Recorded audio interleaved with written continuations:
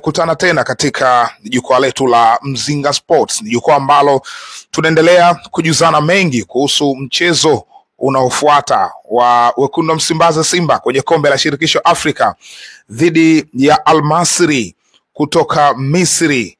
Yes, ni mchezo ambao ni mchezo wa kwanza ambao unapigwa huko Misri. Mchezo wa pili utakuja kurejeana hapa katika uwanja wa Mkapa, na mmoja inabidi aende hatua inayofuata. Kwa hiyo hii ni series ya vitu mbalimbali katika kuelekea michezo hii, na ikumbuke zimesalia saa chache. Leo hii ndio siku ya kwanza wanakutana kwa miamba hii kabla ya siku ya pili wastani wa juma moja. Sasa hapa tunakwenda kuangalia mazingira ya mchezo, kwa maana ya uwanja ambao utatumika katika mchezo huu, idadi ya mashabiki ambayo imeruhusiwa na kwa nini idadi ya mashabiki imetoka hiyo. Tunaenda kuangalia hayo mazingira. Eneo la kwanza ambalo tunakwenda kuliangalia, tuanze na idadi ya mashabiki ambayo wameruhusiwa katika mchezo huo. Uwanja wa Suez Canal unabeba mashabiki 28,000 walioketi vizuri kabisa, lakini mamlaka ya soka na usalama wametoa tiketi 10,000 tu kwa ajili ya mchezo huu. Kwa nini tiketi zimetoka 10,000? Ukiangalia katika kandanda ya Misri, utaona si tu mechi hii, utaona mechi nyingi hata zile ambazo zinahusisha timu zenye mashabiki wengi zaidi, kwa maana ya Al Ahly na Zamalek, zimekuwa zikiingiza idadi maalumu ya mashabiki kwa sababu ya mamlaka ya kiserikali pamoja na soka ndiyo ambayo inatoa mapendekezo ya idadi ya mashabiki wanaohitajika katika mchezo, na idadi ya mashabiki inatokana pia na umuhimu wa hiyo mechi. Kwa nini inakuwa hivi? Ukitrace back mwaka 2012 ilitokea changamoto kubwa sana ya kiusalama katika uwanja wa Port Said. Uwanja huu ndio ulikuwa uwanja ambao wanautumia klabu ya Al Masry. Sasa kulikuwa kuna mchezo kati ya Al Masry na Al Ahly, na ikumbukwe hizi timu, ukiachana na Cairo Derby ambayo inakutanisha Al Ahly na Zamalek, hii timu ya Al Masry wanapokutana na Al Ahly mechi inakuwa ya aina yake. Kwa nini? Kwa sababu Al Ahly wanaamini wao ndo Misri, hata timu ya taifa inatokana na wao, lakini Al Masry, neno lenye Al Masry maana yake ni wana Misri au watu wa Misri. Hivyo basi wanaamini wao ndo original watu wa Misri, ndio timu ya watu wa Misri.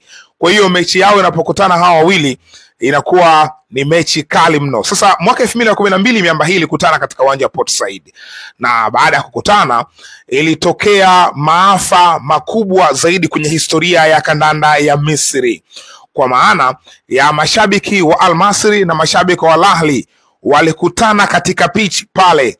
Baada ya kutambiana sana nje, walipokutana pia ndani, Al Ahly alikuwa anaongoza mabao 3-1. Ikatokea sintofahamu kubwa sana ambayo ilipelekea maafa makubwa, na watu takriban 74 walipoteza maisha, takriban watu 5,000 walipata injury, walipata majeraha, na wachezaji walikimbizwa kupelekwa katika sehemu za usalama kwa sababu vurugu ilikuwa kubwa. Mashabiki wa Al Masry na mashabiki wa Al Ahly walikuwa wakipigana pale katika pitch ama lile eneo la kuchezea. Kwa hiyo ugomvi ule na maafa yale ambayo yalitokea yana sababu zake. Kuna sababu mbalimbali ambazo zinazungumzwa zilizopelekea yale maafa kutokea, lakini baadaye vyombo vya uchunguzi vilivyofanya uchunguzi wao wakaja kugundua kwamba kuna masuala ya kisiasa yameingia hapo ndani yake. Kumbukwe mwaka huu 2012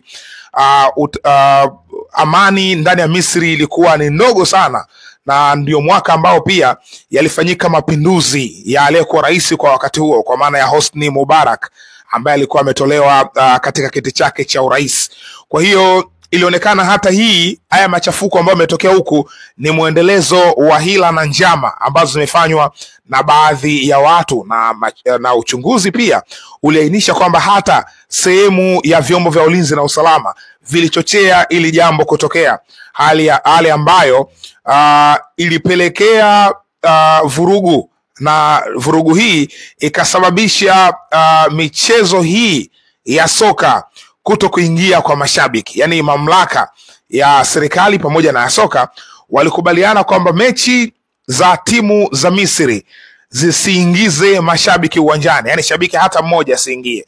Lakini baadaye mwaka 2018 ndo ikaja idadi maalum ya mashabiki ambao wanaruhusiwa kuingia uwanjani. Kwa hiyo kuanzia hapo ndio tukaanza kuona mashabiki 1000, mashabiki mpaka 5000 wakawa wanaingia uwanjani na kwa kibali maalum. Kwa hiyo vurugu zile zilikuwa kubwa sana, lakini baadaye mambo yakabadilika mpaka Misri wenyewe akaja kuandaa AFCON mwaka 2019. Lakini watu wengi waliamini kuandaa kwa AFCON kwa Misri ingekuwa ndio basi, na hata vyombo mbalimbali vya michezo kule Misri viliandika kuandaa kwa hii AFCON ni ishara ya mwisho wa kile kitu ambacho kinaendelea ndani ya soka la Misri, kwa maana ya mashabiki kuto kuingia uwanjani. Hivyo basi waliamini mashabiki wataendelea kuingia uwanjani, lakini AFCON ilikuja ikapita zake na mazingira yakaendelea vile vile, kwa maana ya namba maalum ya kuingiza mashabiki uwanjani. Kwa hiyo tumeangalia hata mechi ya Al Ahly na Al Hilal ambayo ilichezwa jana. Mechi ilikuwa na idadi maalum ya mashabiki walioingia katika huo mchezo. Lakini pia siku kadhaa zilizopita hapa mechi ya Cairo Derby Al Ahly na Zamalek, na yenyewe pia haikuwa full house, kulikuwa kuna idadi maalum ya mashabiki na wanatengwa. Jukwaa la kukaa mashabiki linapangwa kabisa kwamba mashabiki mtakaa katika jukwaa hili. Kwa mfano katika mchezo wa jana tulishuhudia jukwaa la kaskazini ndio lilikuwa lina mashabiki wa Al Ahly na majukwaa mengine yalikuwa empty. Kwa hiyo katika mchezo huu wa Simba dhidi ya wa Simba na Al Masry, na wenyewe pia mashabiki ambao wameruhusiwa ni 10,000 tu kutoka mashabiki 28,000. Kwa mantiki hiyo Simba na Al Masry wao kwa pamoja watoe mashabiki 10,000, na ikumbuka Simba wamepeleka mashabiki wao kule, hivyo wapatikane mashabiki 10,000 tu kwa ajili ya mchezo huu. Sasa huu uwanja wenyewe wa Suez Canal, uwanja huu unamilikiwa na serikali, lakini kupitia mamlaka ya umiliki au usimamizi wa mfereji wa Canal. Mfereji wa Canal sitaki kukurudisha shule, lakini ni mfereji ambao ulitengenezwa ama ulichongwa ambao unaunganisha Red Sea pamoja na Mediterranean Sea. So mfereji huu ulichongwa makususi kwa ajili ya kusafirisha bidhaa mbalimbali, na ni mfereji ambao upo mpaka leo ukiwa na thamani kubwa ya kibiashara.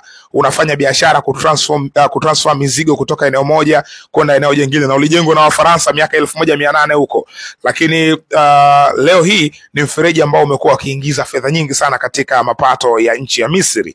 Sasa basi mamlaka ya usimamiaji wa mfereji huu ndiyo ambayo yanamiliki pia na uwanja huu wa mamlaka ya Suez Canal. Ni uwanja wa kisasa ambao ulijengwa miaka mingi, tangu miaka 1990 huko, lakini ukarabati mkubwa ulifanyika hapa mwaka 2019, na mwaka 2022 ndio kawa umefunguliwa rasmi baada ya kuwa umekarabatiwa na kuanza kutumika. Ndio uwanja ambao unatumika na klabu hii ya Al Masry kama uwanja wake wa nyumbani, na pia unatumika na klabu ya Petrojet. Hii ni klabu ambayo inapatikana hapo Ismailia, na ni klabu ambayo ni klabu ya kampuni ya mafuta ya petroli ndio ya kule Misri, ndio ambayo inamiliki hii klabu ya Petrojet. Yenyewe inashiriki ligi daraja la kwanza kwa sasa, imeshuka kutoka ligi kuu. Kwa mantiki hiyo, hizo ndo klabu mbili ambazo zenye nguvu zinazotumia huo uwanja. Ipo klabu nyingine moja lakini ni ndogo sana. Hizo mbili ndo zenye nguvu zinaotumia huo uwanja.